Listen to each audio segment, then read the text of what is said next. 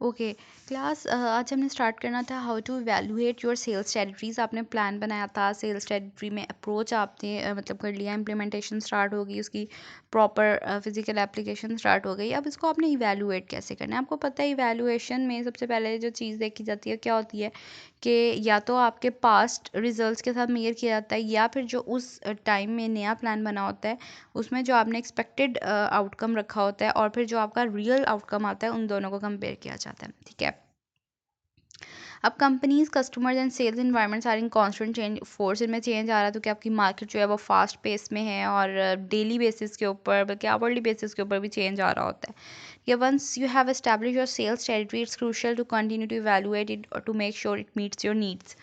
ठीक है, कि जब आप एक टेरिटरी को डिफ़ाइन कर लेते हैं और उसके बाद आपका वहाँ पे इम्प्लीमेंटेशन स्टार्ट हो जाती है, आपकी चीज़ें वहाँ पहुँचना शुरू हो जाती हैं, तो कह रहे हैं कि मतलब हम लोग अगर एक रियलिस्टिकली भी देखें तो 1 साल, मतलब 1 साल में 12 महीने होते हैं। आप उसको कोशिश करेंगे कि 1 साल की हमारी स्ट्रिक्ट सुपरविज़न में रहे और जो भी इसमें चेंजेस आ रही हैं हमें पता चल जाए। लेकिन अक्सर गैप्स आ जाते हैं, किसी भी रीज़न की वजह से आ सकते हैं, कोई नेचुरल इश्यूज़ की वजह से आ सकते हैं, या कंपनी के इतने रिसोर्सेज नहीं होते, तो इश्यूज आ जाते हैं।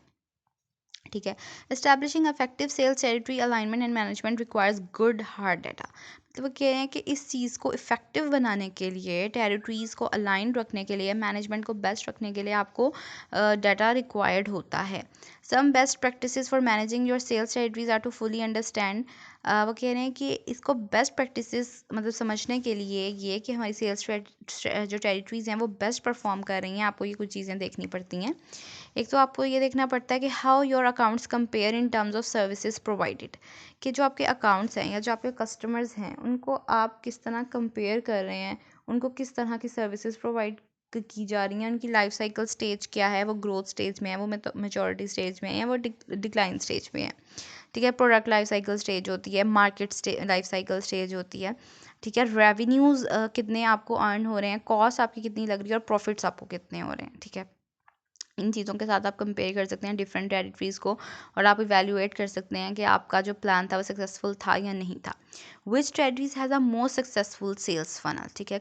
किस में जो है वो सेल्स फनल आपकी मोस्ट इफ़ेक्टिव है, उधर लीड्स लीड्स पे कौन कौन सी अपॉर्चुनिटीज़ हैं उस मार्केट में अवेलेबल, न्यू अकाउंट्स जो हैं उनका क्या बैकग्राउंड है, क्या हिस्ट्री है। ठीक है। कन्वर्जन रेट्स क्या हैं, और ये चीज़ें देखी जाती हैं। How each sales rep perform in terms of their numbers and their intangible qualities. फिर जो सेल्स रिप्रेजेंटेटिव वहाँ पे काम कर रहे हैं वो वो किस तरह कैसा परफॉर्म कर रहे हैं। मतलब वो जिस तरह अगर 10 लोग हैं वो एक टेरिटरी में अच्छा परफॉर्म कर रहे हैं, तो हो सकता है कि दूसरी टेरिटरी में 5 लोग उससे ज़्यादा अच्छा परफॉर्म कर रहे हों। अगर 5 लोग और 10 लोग दोनों को एक जैसे रिजल्ट्स आ रहे हैं, तो डैट मीन्स कि जो 5 लोगों वाली टेरिटरी है या सेल्स चैनल है वो ज़्यादा अच्छा परफॉर्म कर रहे हैं। क्योंकि इंटेंजिबल क्वालिटीज़ या उनके पास स्किल्स ज़्यादा होंगे। तो इन चीज़ों से भी कंपेयर किया जाता है कि बेस्ट टेरिटरी कौन सी परफॉर्म की जा रही है। आपस में टेरिटरीज़ के रिसोर्सेज को, वहाँ पे जो सेल्स रैप्स काम कर रहे हैं, वहाँ पे जो अकाउंट्स या कस्टमर्स हैं उनको, ये सब चीज़ें आप देख रहे होते हैं। ठीक है।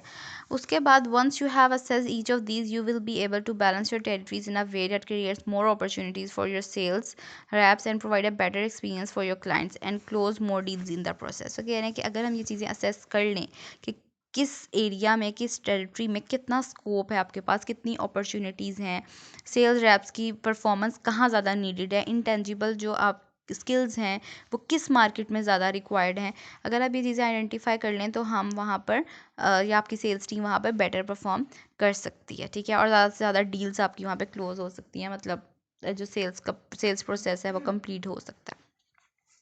फिर उसके बाद बात आ जाती है कुछ कॉन्सेप्ट्स हैं कि अकाउंट असेसमेंट क्या होती है। अकाउंट असेसमेंट के अंदर ऑफ कोर्स चेंज हो रहा है, शिफ्ट हो रहा है। इनिशियल असेसमेंट जब आप स्वॉट वगैरह कर लेते हैं, पूरा प्लान बना लेते हैं, फिर उसके बाद इवैल्यूएशन की तरफ आप चले जाते हैं कि ये देख सकें कि वो आपकी टेरिटरीज़ और गोल्स के साथ अलाइंड हैं या नहीं है। जब आप टेरिटरी सेट कर लेते हैं तो फिर उनकी कॉस्ट को असेस करना, ईजी होता है कि इसमें कोई इनएफिशिएंसीज तो नहीं है सिस्टम के अंदर, लैक्स तो नहीं है, कहाँ पे गैप रह गया हम उसको फिल कर दें। ये सारी चीज़ें आप अकाउंट असेसमेंट के अंदर देख रहे होते हैं। हर अकाउंट डिफरेंट है but some are more similar to each other than others, लेकिन कुछ जगहों पे सिमिलैरिटीज़ आ जाती हैं। Like type of product same है, सर्विसेज सेम चाहिए उन्हें, उनकी रिक्वायरमेंट्स एक जैसी हैं, तो वहाँ पर क्या है, सिमिलैरिटीज़ आ जाती हैं। अकाउंट्स में share similar types of product और services, they may share similarities with the amount of revenue they generate for the company, they may have similar cost, ठीक है, और कॉस्ट के हिसाब से या रेवेन्यू अर्निंग के उनके हिसाब से या टाइप ऑफ प्रोडक्ट के हिसाब से उनके अंदर सिमिलैरिटीज़ मौजूद होती हैं, ठीक है। The last point should not be ignored, that is account cost. Account cost क्या are the expenses needed to maintain the account, ठीक है।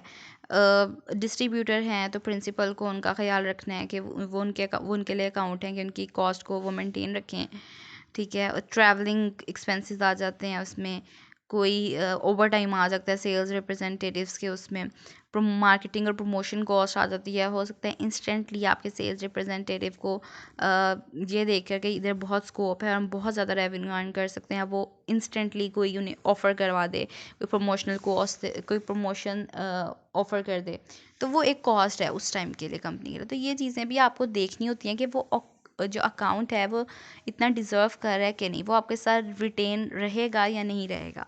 तो ये सारा जो काम है ये अकाउंट असेसमेंट में आ जाता है, ठीक है। उसके बाद इफ़ेक्टिव सेलिंग की बात है जो कि हम नेक्स्ट क्लास में इंशाल्लाह स्टार्ट करते हैं।